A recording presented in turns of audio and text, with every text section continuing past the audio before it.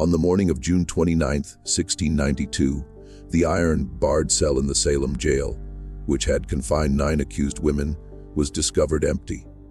The heavy oak door remained bolted from the outside. The single window was too narrow for any grown woman to squeeze through. And the jailer, a man named Corwin, swore before God and the magistrates that he had not slept for even a moment that entire night.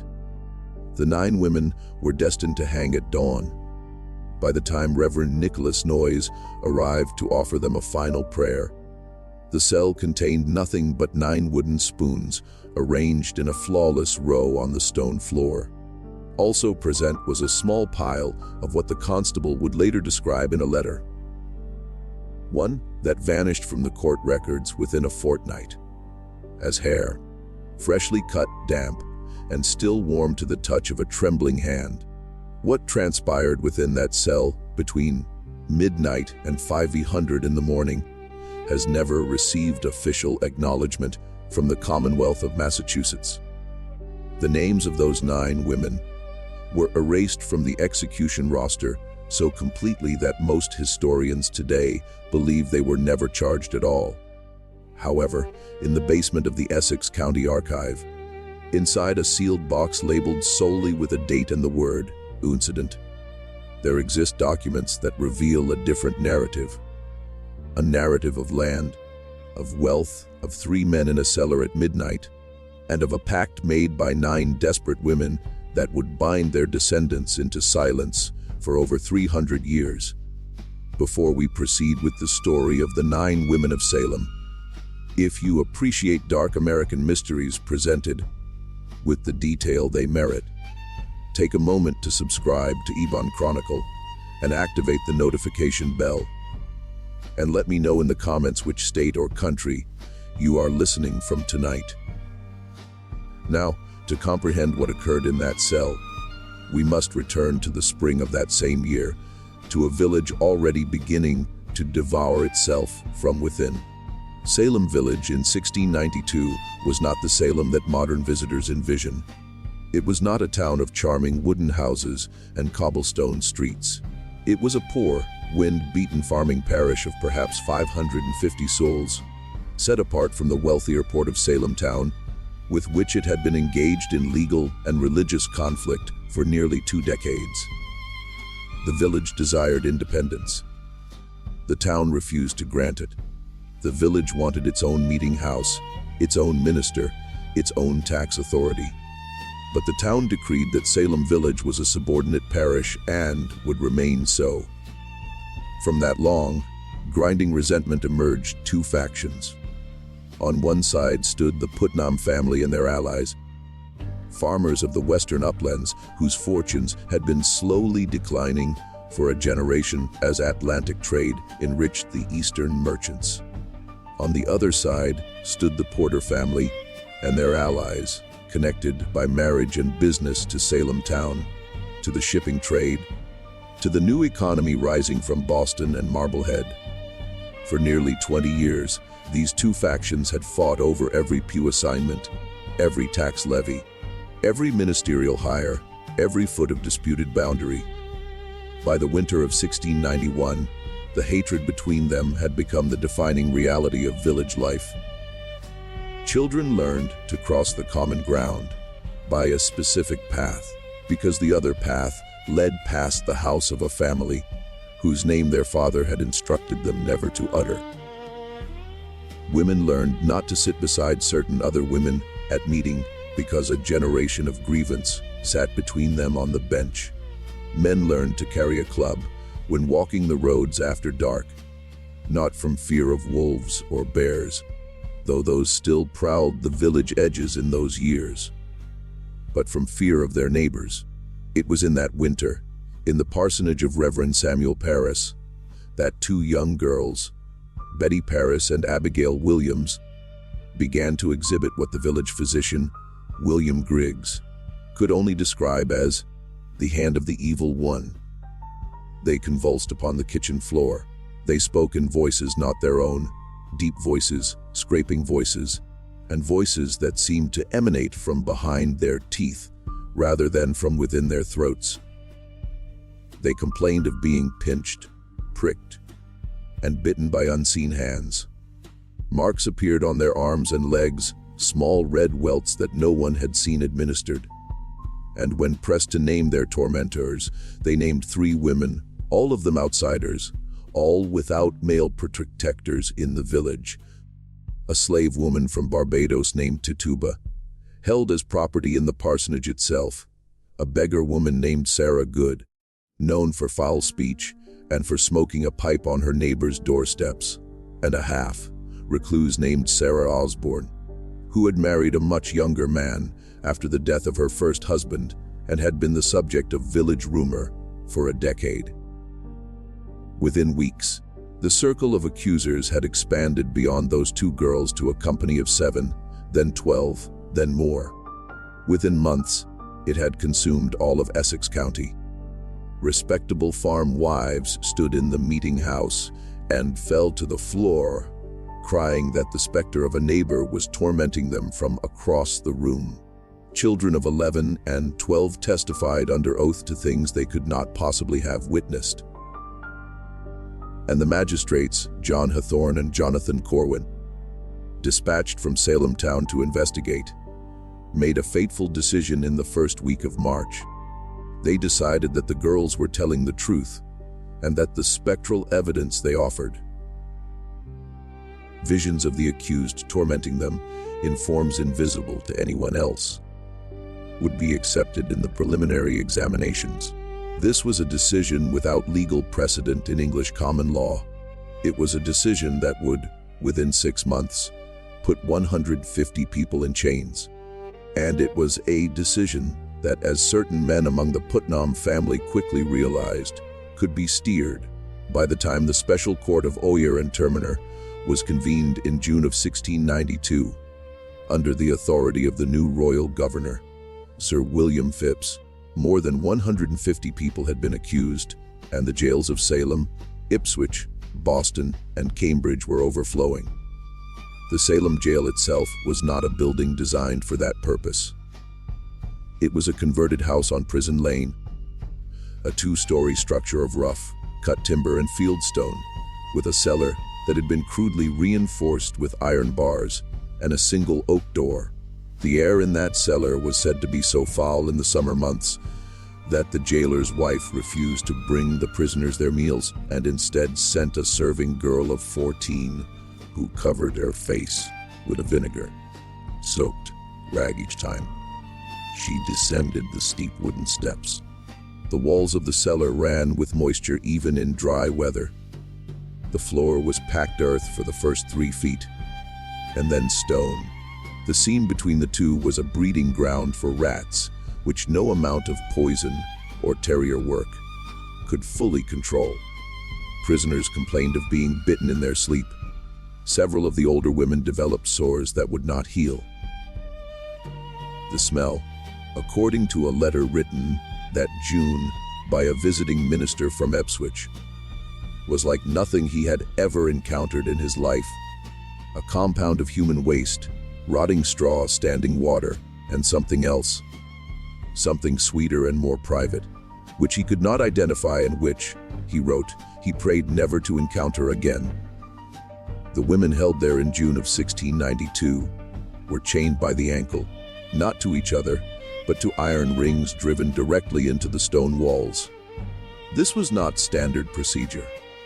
It was done at the specific written order of Magistrate John Hathorne, who believed, and wrote openly in his letters to Cotton Mather in Boston, that witches could travel in spectral form through solid walls if left unchained, and could afflict the godly even from within their place of confinement. Hathorne further ordered that the prisoners be searched upon their entry into the cellar for what were called witch marks, meaning any unusual spot or protuberance on the body that might be used to nurse a familiar spirit. The searches were conducted by a party of respectable village matrons. The reports, which are preserved in the Essex County Court files, make for some of the most disturbing reading to survive from that season. Women in their 50s and 60s were stripped naked and examined in every fold and crease of their bodies by women they had known for 30 years. Women who had stood at their weddings. Women who had helped them bury their children. The searches took, on average, 2 hours. The women who had been searched were returned to the cellar without their undergarments, which were retained as evidence. They sat on the stone floor in their torn shifts, some weeping, some praying, and some staring at the low ceiling in a silence that their fellow prisoners found more frightening than any tears. The 9 women in the cell on the night of June 28th were not, for the most part, the women whose names we remember today from the Salem trials. They were not Bridget Bishop, who had already been hanged on the 10th of June, the first of the condemned to die on Gallows Hill. They were not Rebecca Nurse or Sarah Good or Elizabeth Howe or Susanna Martin or Sarah Wilds, who would hang together in a mass execution on the morning of July 19th. Their bodies left to swing from the oaks on Gallows Hill for most of the day before being cut down and thrown into the shallow crevice in the rock that has ever since been known as the Witch's Hole. The 9 women in that cell on the night of June 28th were, according to the surviving jail ledger, Mary Osgood of Andover, aged 55, wife of Captain John Osgood, a man of considerable standing in the militia; Hannah Carrier of Andover, aged 38, whose mother, Martha Carrier, would hang on August 19th, and whose own name would later be quietly struck from the records; Abigail Faulkner, daughter of a minister, aged 33, pregnant by several months and visibly so; Martha Emerson of Haverhill, aged 29, Sarah Cloyce of Salem Village, aged 51, sister of Rebecca Nurse, whose composure in court had been remarked upon and feared in equal measure; Mary Toothaker of Billerica, aged 40, Rebecca Eames of Boxford, aged 48, Deliverance Hobbs, whose age is given in the ledger as about 40, but who was in fact closer to 35. A woman who had initially confessed to witchcraft and then recanted, making her the most hated of the accused among those who had not confessed, and a 9th name that has been deliberately scratched from the ledger so thoroughly that the parchment beneath is worn through, as if someone had taken a knife to it in a state of great agitation and worked at it for some length of time, leaving only a pale oval where a name had once been written in a clear secretary hand. What these 9 women had in common was not, as one might at first expect, their poverty or their marginal status. On the contrary, every one of them, with the possible exception of the 9th name, was the wife or daughter of a landholder of significant standing in the northern part of Essex County. And every one of them came from a family that held contested title to property along the disputed boundary between Salem Village and the town of Andover, a boundary that had been the subject of 3 separate surveys since the 1660s, none of them fully agreed upon by both parties, and every one of them had, in the weeks immediately before their arrest, either refused to sell their land to a Putnam agent or had filed a petition of protest with the Essex County Court against the most recent survey, or had both refused and filed. This pattern does not appear to have been noticed at the time. It would not be noticed for another century and a half. And when it was at last noticed, the man who noticed it would not live long enough to see his observation published. The event that would come to be called, in those few private letters that survived, the incident, took place on the night of June 28th, 1692. It was a Tuesday. It had rained heavily in the afternoon, a summer storm rolling in off the Atlantic, and the roads leading into Salem Village were deep in mud by the time the sun began to set. The sun set that evening at around 827, and by 900, the last lamps had gone out in the village windows, and the last dogs had been called in from the yards. The air was heavy with the smell of wet grass, and the ocean 3 miles to the east. And the frogs in the marshes along the river were loud enough that a man walking the post road could hear them from a quarter of a mile away. The jailer that summer was George Corwin, a cousin of the magistrate who had been appointed to the position that spring after the previous jailer. A man named Bridget had died suddenly of what was officially recorded as a fever, but which had been, according to village gossip, a rather more complicated death. Corwin was 36 years old, a man of modest intelligence and considerable ambition, married without children. On that particular night, he was accompanied by 2 constables, Joseph Herrick, a man of 45 with a wife and 7 children and a reputation for piety, and John Putnam the younger, aged 24, a nephew of Thomas Putnam. The 3 men had been drinking cider from a large stoneware jug, which had been delivered to the jail that afternoon by a serving boy from the tavern at the sign of the King's Head in Salem town. The jug was later found on its side in the jailer's room, with most of its contents soaked into the floorboards. The wood beneath stained dark in a pattern roughly shaped like a hand. Neither the serving boy nor the tavern keeper could later remember who had ordered the jug of cider, or how it had come to be delivered, or who had paid for it. The records of the King's Head for that month, which ought to have shown the transaction, had been lost in what the tavern keeper described as a small fire in his ledger room. A fire that had destroyed only the month of June and had not spread further, and which the tavern keeper himself had not witnessed, having been, he said, out of town at the time. At approximately 1100 in the evening, according to Joseph Herrick's later deposition, the cider began to have an effect unlike any cider the men had drunk before. It was not the effect of drunkenness. Corwin reported a heaviness in the limbs, a humming in the ears, and a strong desire to lie down upon the earthen floor. His hands, he said, felt as if they were wrapped in wet wool. His tongue felt too large for his mouth. When he tried to speak to Herrick, his words came out slow and thick, as if he were speaking from under deep water, and Herrick had to lean close to make sense of them. Putnam the younger became ill and vomited twice into the back garden behind the jail, then sat down on the doorstep and wept for reasons he was afterwards unable to explain.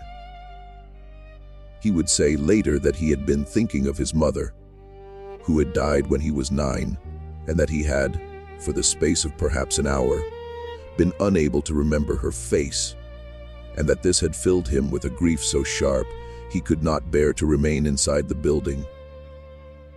Herrick, by his own account, remained conscious longer than the other 2, though he too felt the heaviness and the humming. He sat upright in his wooden chair against the wall of the jailer's room, clutching a Bible that had belonged to his father, and he began to recite under his breath the 23rd Psalm, which he had memorized as a boy of 7. He recited it perhaps 20 times, and it was he who heard, at some point between midnight and 100 in the morning, what he described as a sound of women weeping. A quiet, continuous weeping that did not rise and fall as natural weeping does, but maintained a single low note, like a string being drawn across a viol. The sound came, he said, from directly beneath him, from the cellar. And then, more disturbing than the weeping, a sound of women laughing. Not loud laughter, not hysterical laughter, but a quiet, companionable laughter, as if at a small joke shared among friends who had known each other a long time. The kind of laughter that would follow a remark made in an ordinary kitchen on an ordinary afternoon. And then, no sound at all.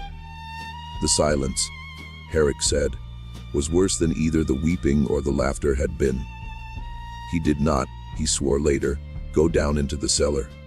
He did not, he swore later, hear the oak door open. He did not hear the bolt slide back. He did not hear footsteps on the cellar stairs. And as he would come to confess on his deathbed, was the first lie of his later life. When the three men came fully to themselves at approximately 4:30 in the morning, with the first granary in Virginia, with the first gray light beginning to show in the eastern sky over the roofs of the village, and the first birds beginning to call in the elms around the jail, Corwin rose stiffly from the floor, where he had at some point lain down, took the keys from the peg in the jailer's room, and went down the narrow stairs to the cellar to rouse the prisoners for the walk to Gallows Hill.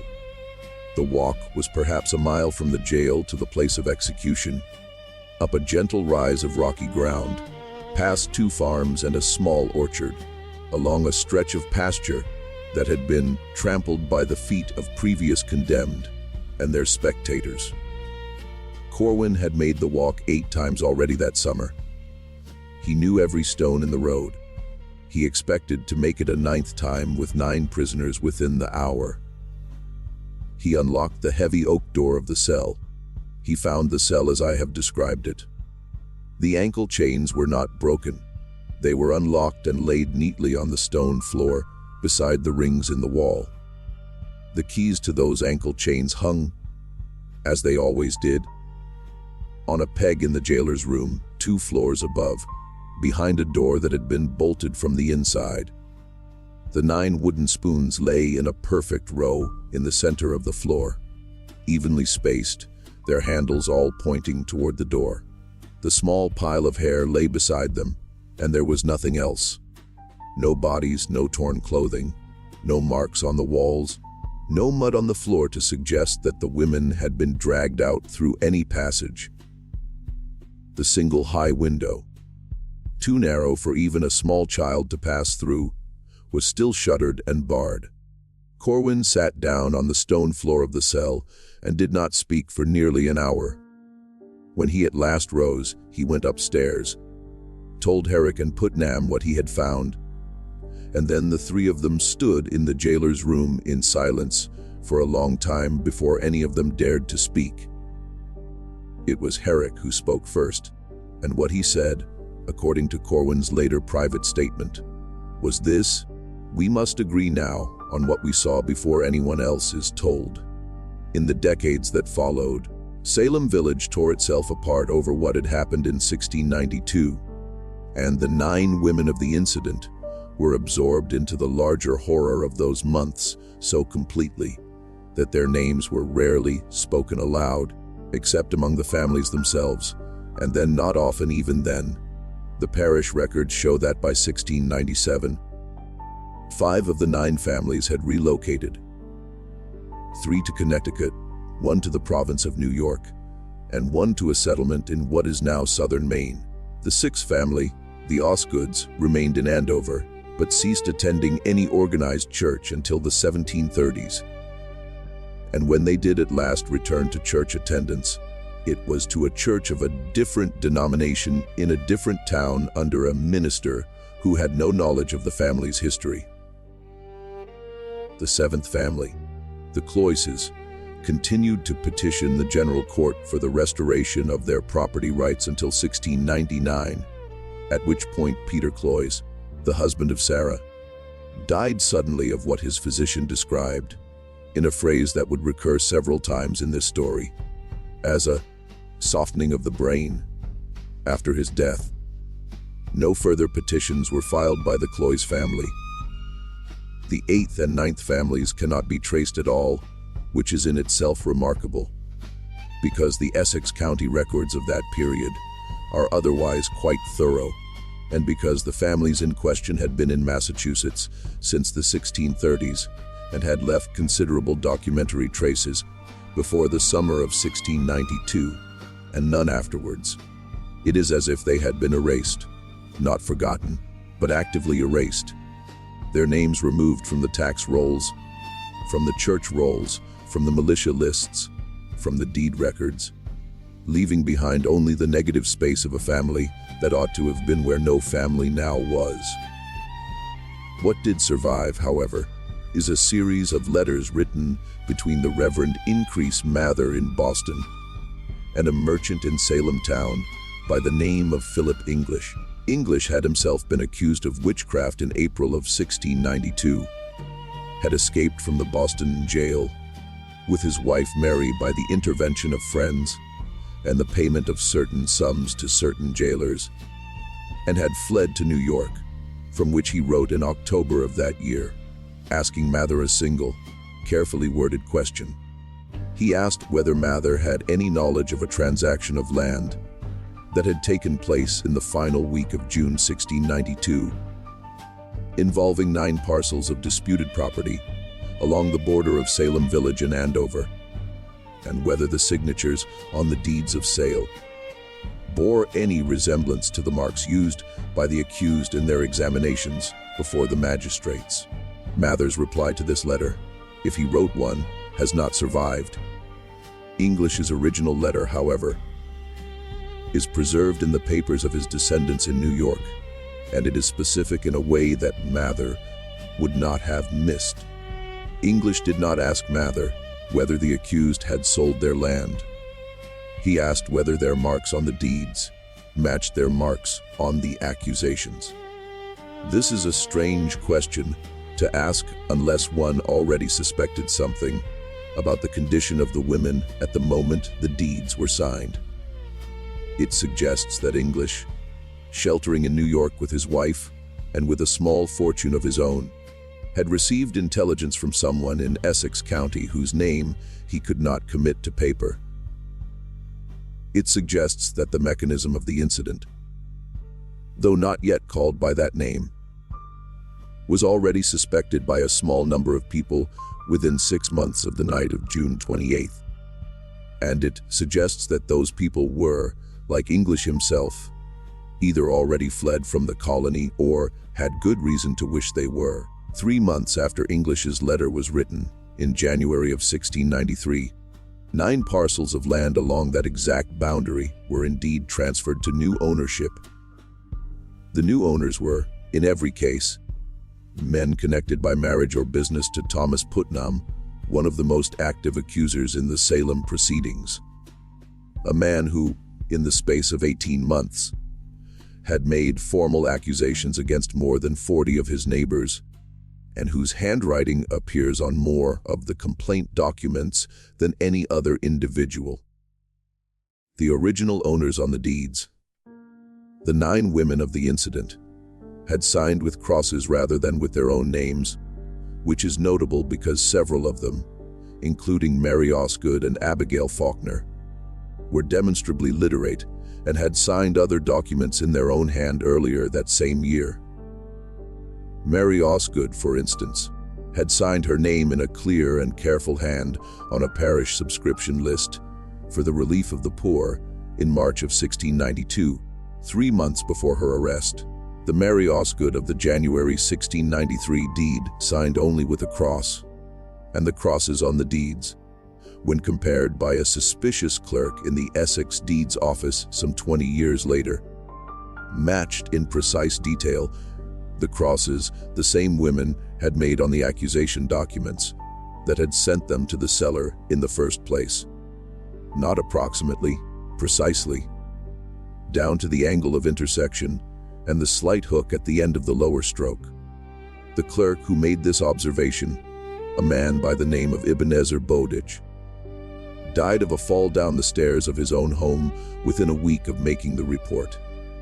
His notes on the matter, which had been drafted but not yet submitted, were never officially entered into the record. His widow, questioned afterward by a neighbor who had been a friend of her husband, said only that in the days before his death, he had been unable to sleep and had walked the rooms of the house from midnight until dawn, murmuring about crosses and signatures and a cellar he had never himself seen.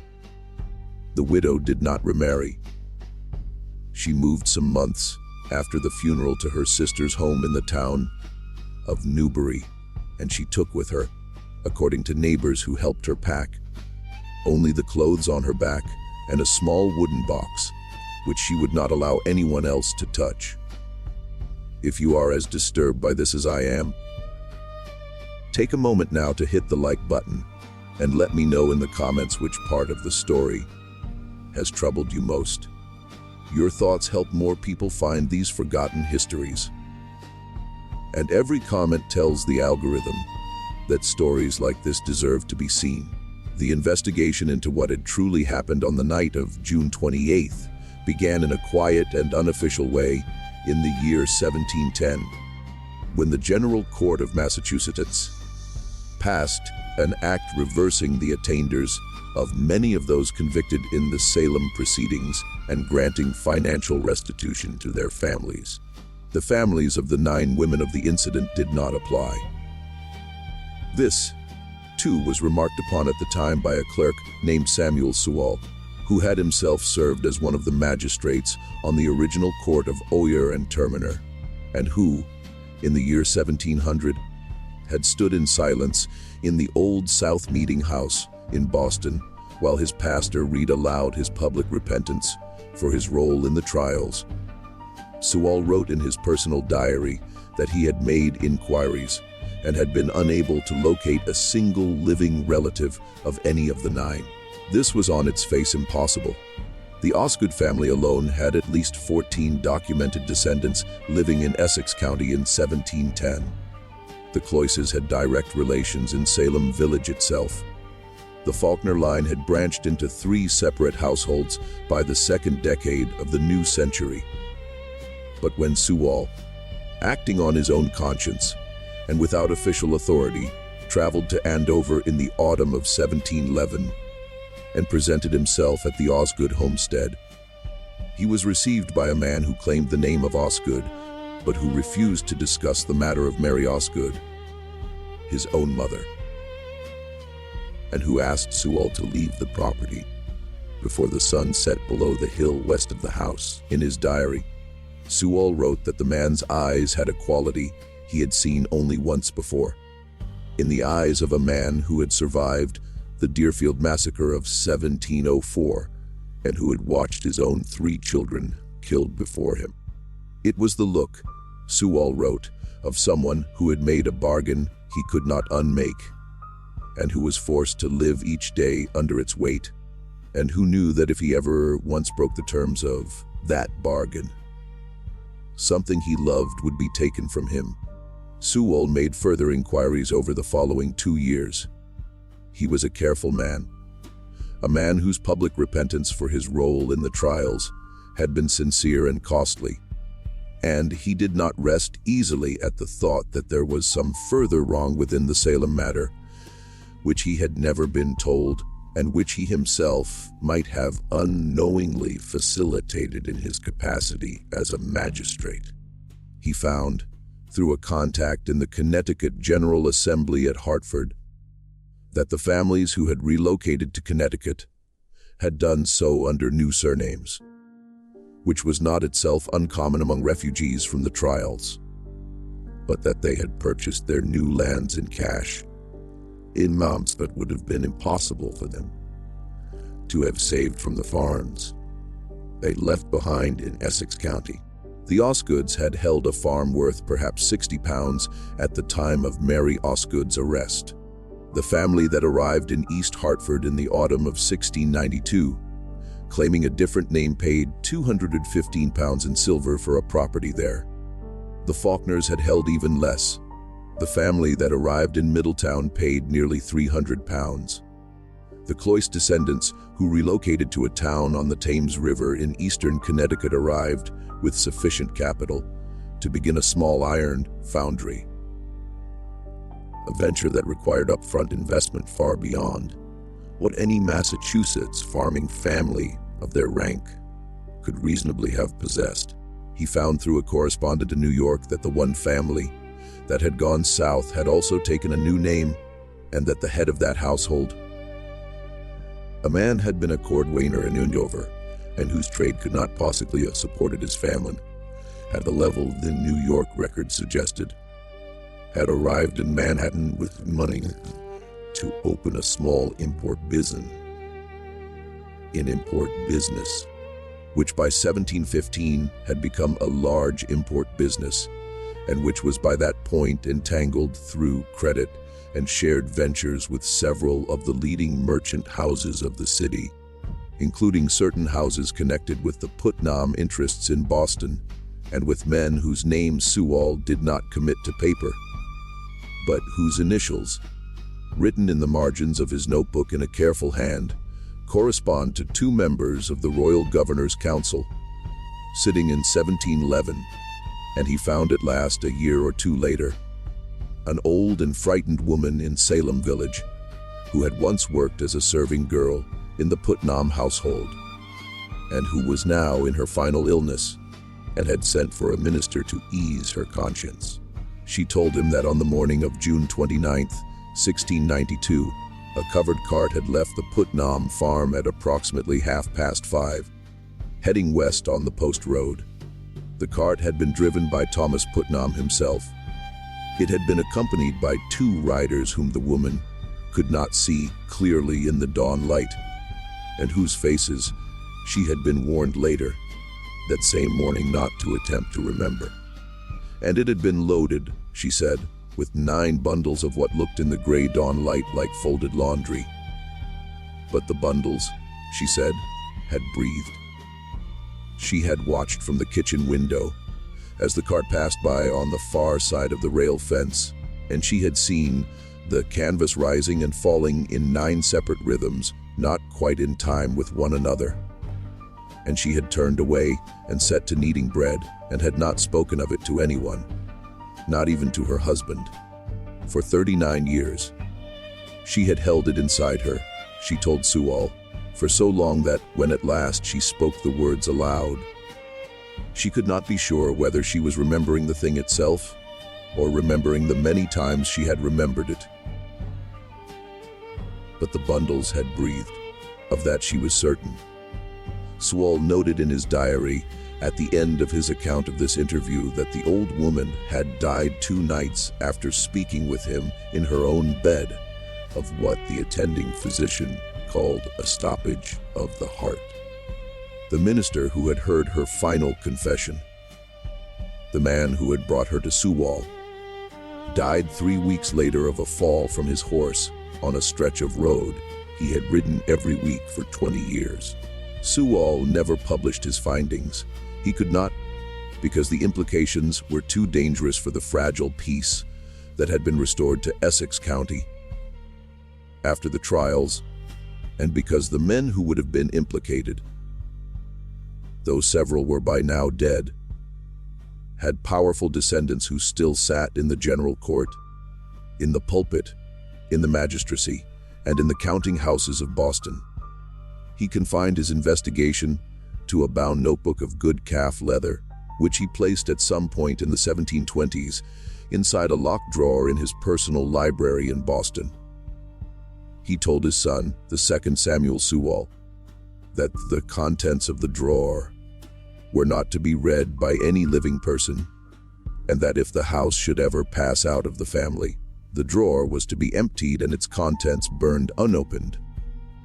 The second Samuel Sewall kept this promise. The third did as well. The notebook would not be opened again until 1843, when a great-great-grandson of the original, a young divinity student at Harvard named Jonathan Sewall Rogers, broke the lock in search of a particular sermon he had been told was kept there. A sermon by the original Samuel Sewall, on the text of the 90th Psalm, which the family believed to be preserved among his private papers.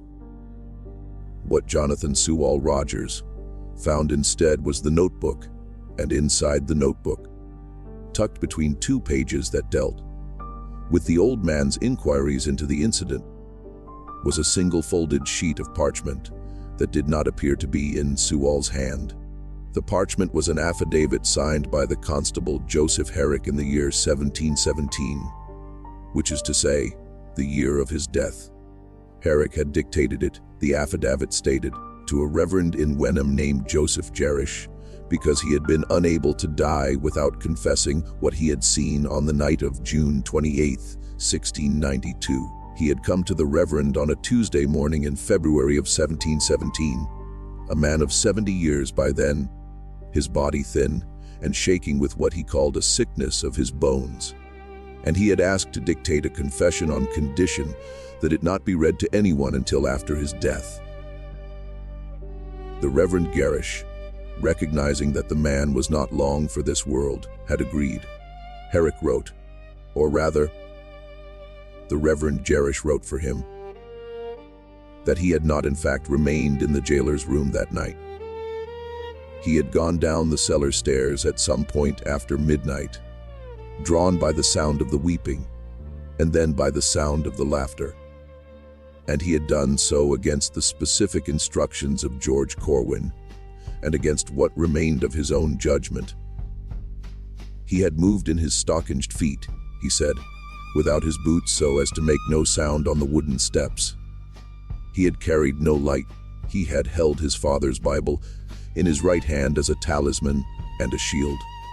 The oak door of the cell had been unbolted when he reached the bottom of the stairs. It stood slightly ajar, and a faint light, a light of the color of a candle, but steadier than any candle he had ever seen, came from inside. The chains on the ankles of the 9 women had been unlocked and neatly coiled on the stone floor, and standing inside the cell had been 3 men he recognized. One was Thomas Putnam. He stood near the door with a small lantern in his hand, the kind used in barns and outbuildings, and he was looking at the 9 women with what Herrick described as the expression of a man counting his sheep before a sale. He nodded once to someone out of Herrick's line of sight. One was the village constable's superior, a man he declined to name in the affidavit, but described only as a figure of high office in Essex County, a man whose voice Herrick recognized from having heard it pronounce sentence in the courthouse many days before. The man was standing slightly behind Putnam, with his hands clasped in front of him, and he wore, Herrick said, the coat he had worn on the bench. He had not taken the trouble to change his clothing for this particular work. Herrick's refusal to name this man is the most heavily commented upon feature of the affidavit in the 2 transcriptions that survive, and has been the subject of several scholarly conjectures, none of them yet proven. The list of men who held high office in Essex County in June of 1692 and who could have been present at that hour is not long. It is perhaps 6 names. 5 of those names are still honored today in the naming of streets, of schools, of charitable foundations. The 6th has been largely forgotten, and is the name that most of the researchers who have considered the question have privately settled upon, though none has yet been willing to publish the conclusion. And one was a man Herrick had never seen before in his life. A man in a dark travel cloak.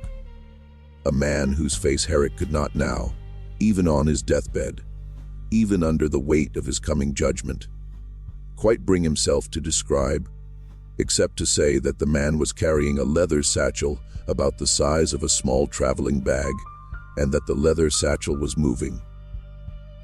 It moved, Herrick said, in a slow and regular rhythm, as if something inside it were breathing. But the rhythm was not quite the rhythm of breath. It had pauses in it where no lung would pause. It had quickenings in it where no lung would quicken. The man in the cloak, Herrick said, held the satchel at his side, as if he had been carrying it for a very long time and had grown used to its movement. The women in the cell, Herrick wrote, were sitting in a row on the stone floor, not speaking, not weeping, not moving. Their wrists had been bound one to the next with lengths of what looked like ordinary rope, but which, Herrick said, made no sound when the man in the cloak gestured for them to rise. Their feet were bare. Their eyes were open. And each one of them, Herrick wrote, was looking directly at him. Not one, all of them, at the same moment, as if they had all 9 of them known, before he had known it himself, that he was there at the foot of the stairs. He had, he said, fled back up the stairs without a sound, his heart beating so loud in his ears that he was certain it would betray him. He had lain on the floor of the jailer's room beside the snoring Corwin and the weeping Putnam the younger, and had pretended to be asleep. And he had heard, some immeasurable time later, the sound of the oak door of the cell closing, and the sound of the bolt sliding into place from the outside, and the sound of footsteps on the cellar stairs, and the sound of the outside door of the jail opening, and the sound of a cart creaking on the muddy track beyond the building. And then nothing. He had not slept again that night. He had lain on the floor with his eyes open, staring at the ceiling, waiting for dawn. And he had made himself a promise that he would never speak of what he had seen. And he had kept that promise for 25 years. And it had cost him, he said, his health, his peace, and the affection of his wife, who had known from the first week of July 1692 that something had happened in the jail, which her husband could not tell her, and who had withdrawn from him by small degrees over 25 years into a silence of her own. The affidavit Rogers found in 1843 did not remain in his possession long. Within 6 months of his discovery, he had written to 3 scholars of New England history, enclosing a careful transcription of Herrick's words. And within a year of sending those letters, all 4 men, Rogers and his 3 correspondents, were dead. Rogers himself drowned in the Charles River on a November evening in 1844 in what was officially ruled a suicide, though there were no witnesses, and the body, when recovered, bore bruises on the wrists and on the back of the neck, which the coroner attributed to the current of the river. One of the scholars, George Bancroft, died of a fever he contracted on a voyage to investigate parish records in Andover, a voyage he had undertaken specifically as a result of Rogers' letter. Another, a clergyman named Peter Thatcher, was found at the foot of his own church bell tower in Boston on a Sunday morning, the church having been closed since the previous evening, and the door to the bell tower staircase still locked from the inside. The third, a lawyer named Ephraim Peabody, died of what his attending physician recorded, using the exact phrase that had been used for Peter Cloyce in 1699 and for Ebenezer Bowditch some years later, as a softening of the brain. He had become, in the final weeks of his life, unable to speak. His wife reported that he would sit by the fire in the evenings and stare into it, and sometimes begin to weep, and that when she asked him what was wrong, he would lift his hand and show her on the underside of his wrist where a small mark had appeared some months before, a mark that resembled nothing so much as the impression of a cross, and that she had at first taken for a bruise, but which had not faded with the weeks, had not faded with the months, and which seemed, on some evenings, to be darker than on others, and never in any pattern she could discern. The original notebook of Samuel Sewall was returned to the Sewall family papers and was deposited in 1879 with the Massachusetts Historical Society, where it remains today and where any scholar may request to examine it. But the affidavit of Joseph Herrick, which had been the most damning document in the notebook, was not deposited with the notebook. Its current location is unknown.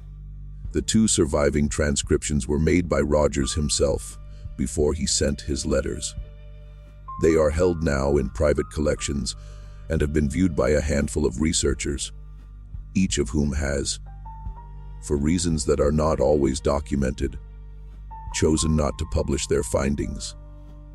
What does survive in the Essex County Archive is the sealed box that I mentioned at the beginning of this story.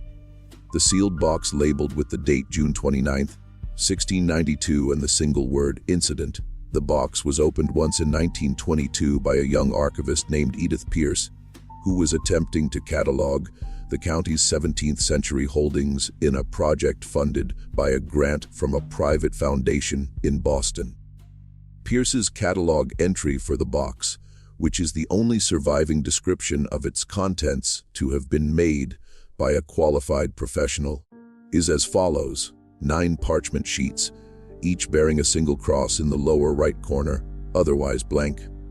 The crosses, Pierce noted, were identical in form and resembled the marks made by the accused on the Salem complaint documents, preserved elsewhere in the archive. 1 iron ankle ring, the lock mechanism partially melted as if by great heat, the iron itself showing the peculiar crystalline structure that forms when metal is heated to just below its melting point and then cooled rapidly. A phenomenon. Pierce noted that she could not account for, since the cellar of the Salem jail had contained no source of heat sufficient to produce such an effect, the building having been entirely unheated in June and in any event not equipped for metalworking. 1 small pile of human hair, dark, shoulder length, braided into 9 small plaits and bound at the top of each plait, with what appeared to be a thin strip of the same hair, intricately plaited back upon itself. The hair, Pierce noted, showed no sign of decay that might be expected after Moore, the county physician who examined it, have the head at her request, to have the appearance of hair cut from a living head rather than from a corpse's. A distinction the physician explained to her in a private letter that is not easy to articulate from a corpse in precise scientific terms, but which he said any practiced embalmer would immediately recognize. 1 small leather pouch containing 9 wooden spoons, each carved from the same piece of wood, each marked on the handle with a letter of the alphabet. The letters, Pierce noted, did not spell a word in English.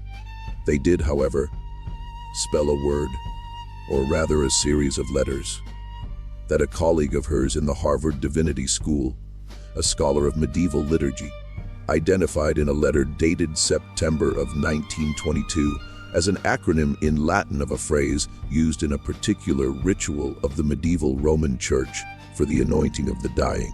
The phrase translated into English was, "Let them go in peace." 3 weeks after that letter was received, Edith Pierce resigned her position at the Essex County Archive, packed her personal belongings into 2 trunks, and returned to her family home in rural Vermont, where she lived for another 41 years, and where, according to her nephew who inherited her papers after her death in 1963, she never again spoke of her work in Massachusetts and would leave the room if the word Salem was mentioned in her hearing.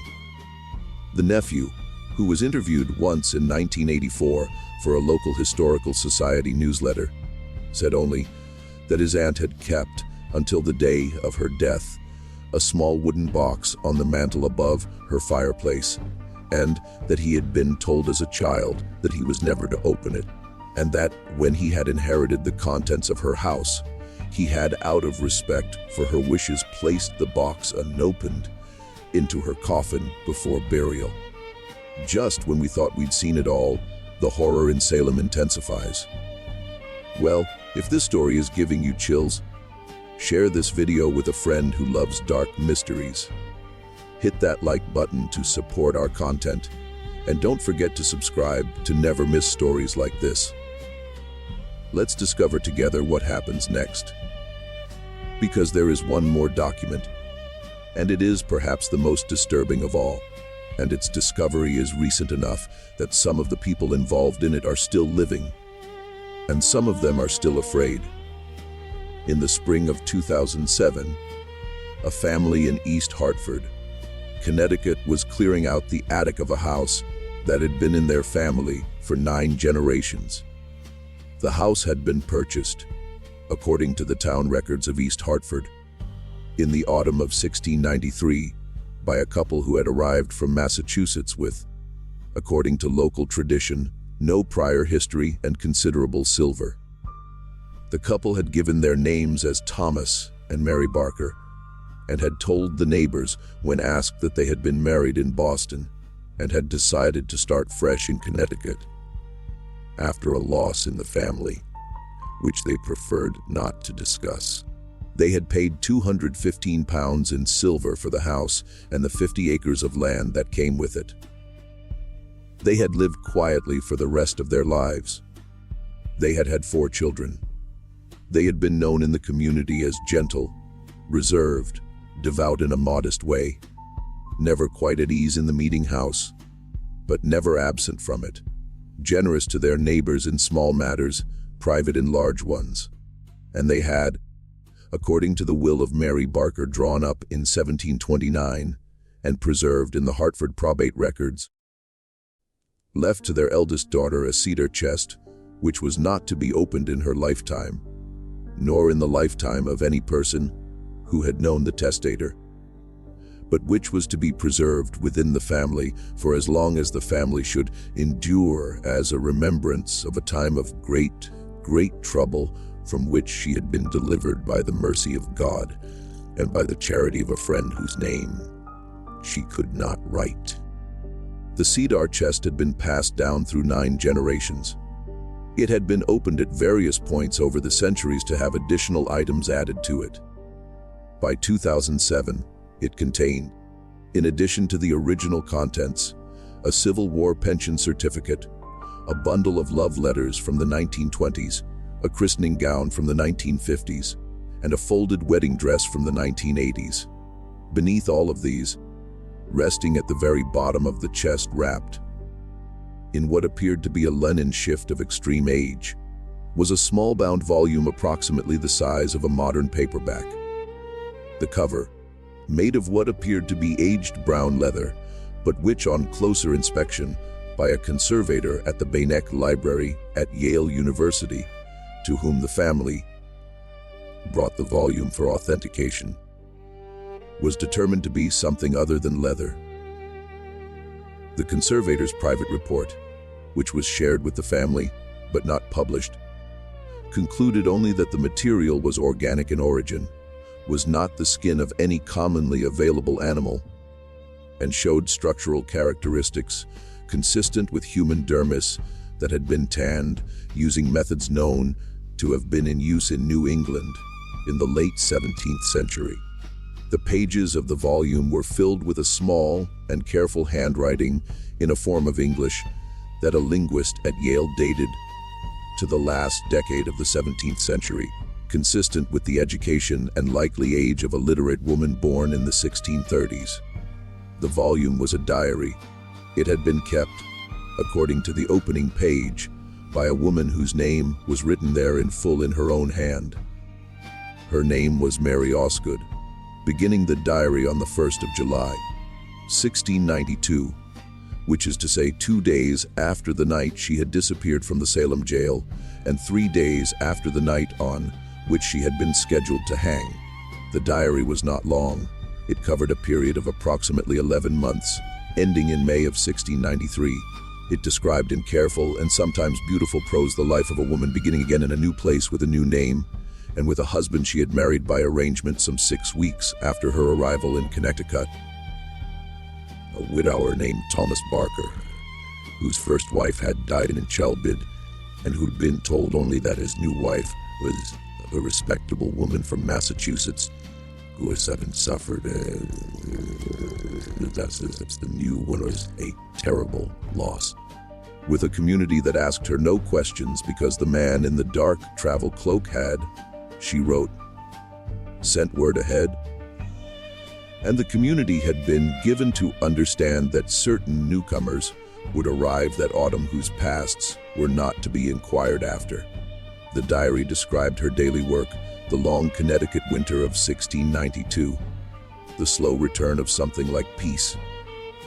She wrote of learning to love her new husband, a gentleman who never once asked her about the name she no longer used and who accepted, with a sort of quiet patience that was more moving to her than any declaration of love could have been, the fact that his wife sometimes woke in the night weeping and could not tell him why.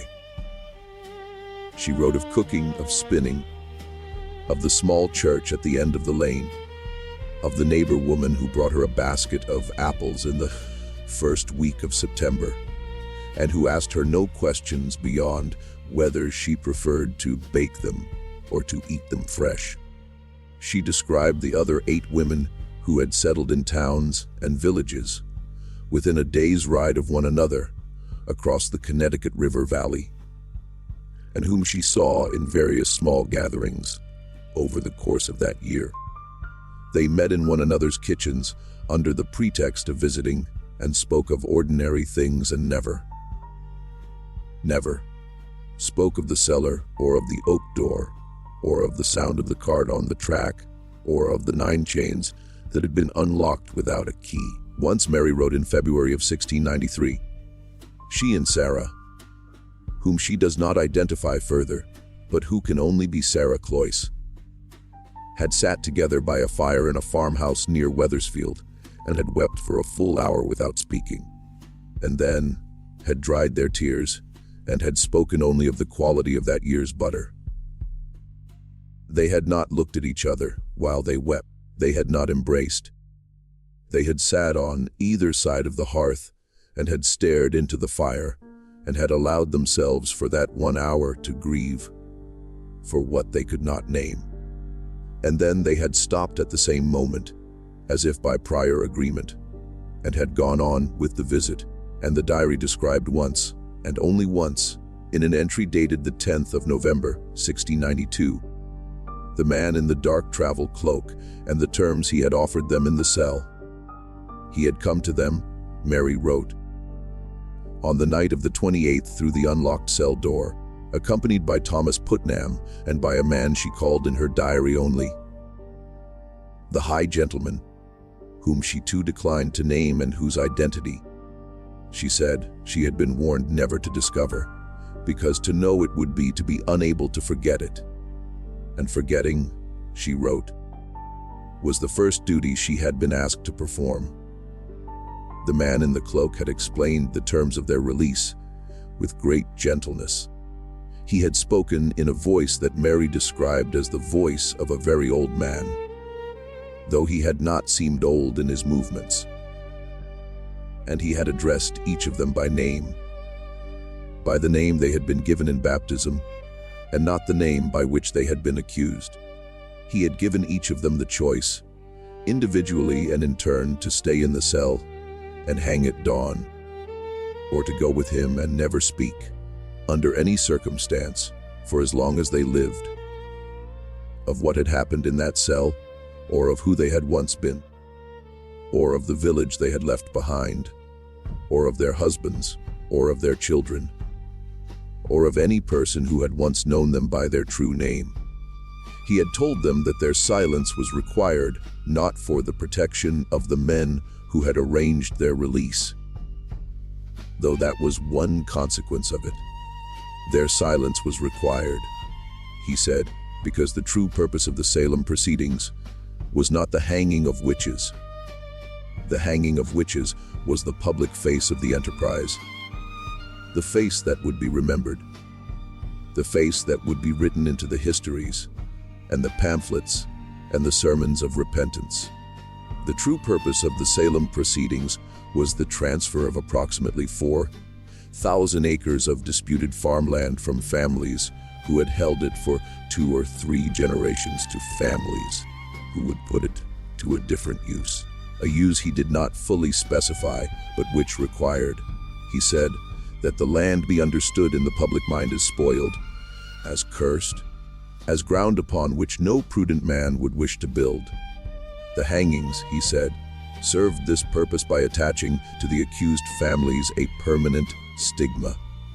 No one would contest the title to land whose previous owner had been hanged for witchcraft. No descendant would come forward to claim an inheritance tainted by that shame. And the ground would be quietly and permanently available. The disappearances, he said, served a different purpose. They made it possible, he said, to remove from the contested ground certain families whose members were too well connected, too respected, too sympathetically regarded by their neighbors to be hanged without endangering the wider enterprise. For those families, hanging would have produced martyrs. and martyrs would have produced inquiries, and inquiries would have produced truth. What was wanted instead for those families was erasure. Not death, but absence. Not a body on the gallows, but a cell that was one morning simply empty.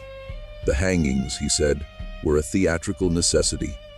The disappearances, he said, were a practical mercy, and the disappearances would continue for as long as was required. And the land would continue to change hands for as long as was required. And the true history of what was happening in New England in those years would not be written down, because the men who would write it were the men who were arranging it, and because the women who had been its hidden victims would themselves be, by his arrangement, alive and grateful and silent. Each of them, he said, would receive a new name, a new husband, a new home in a town chosen for its distance from any road a traveler from Essex County might take, a sum of money sufficient to establish her new household and the guarantee of her life and the lives of her children to come. In exchange, she would give him her silence and the silence of every descendant she should ever have, for as long as her blood continued. If she spoke, he said, if at any point in her life she spoke of the cell or of the cloak or of the bargain would be broken and a price would be collected. He did not specify what the price would be. He did not need to. Each of the women had, in that moment, a clear and precise understanding of what could be taken from her. It is the particular cruelty of such arrangements, Mary Osgood wrote, that they do not require the threat to be spoken. The threat is made by the mind of the person who bears it, and it is shaped in each case exactly to the fear that person carries most deeply. And there is no negotiating with a threat one has oneself assembled. Mary Osgood closed the diary entry of the 10th of November with a single sentence, the only sentence in the entire volume in which she permitted herself to sound afraid. I do not know, she wrote, what became of the 9th woman among us. She did not come with us to Connecticut. She did not come with us at all.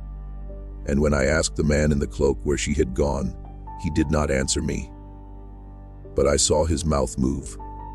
The remainder of the diary, from the 11th of November 1692 until the final entry in May of 1693, contains no further reference to the cloak, to the cell, to the 9 women, or to the 9th. It contains only the small chronicle of a woman trying, with some success, to make a life out of a silence.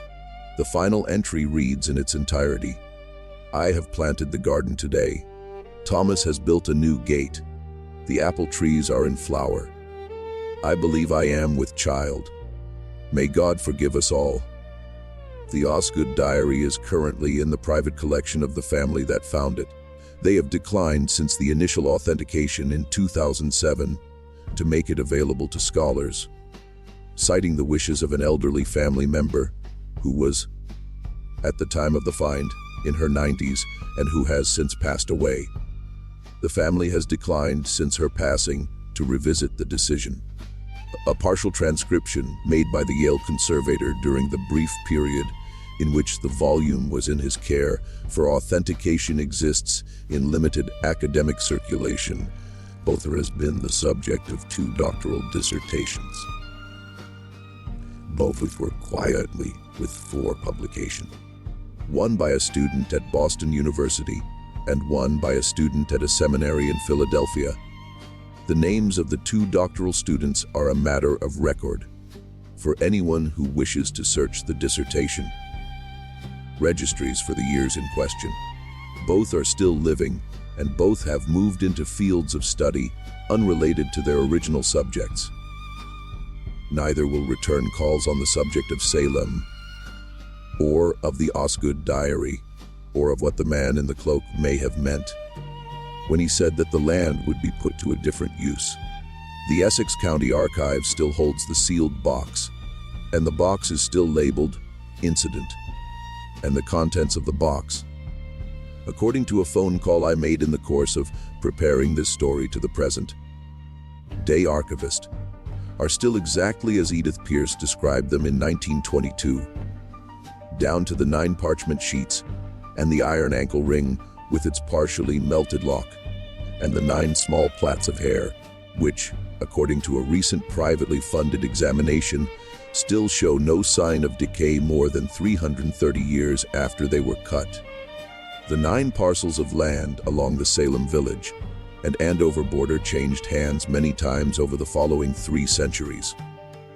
They are today, in whole or in part, the sites of a regional shopping mall, a private school, 2 cemeteries of which one is closed to new interments, a stretch of state highway, and a small industrial park which has had, over the years, 3 separate owners, each of whom has sold the property within 5 years of acquiring it.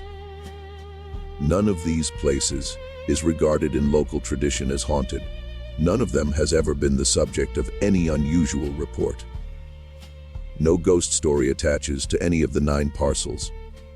No historical marker indicates what happened on any of them.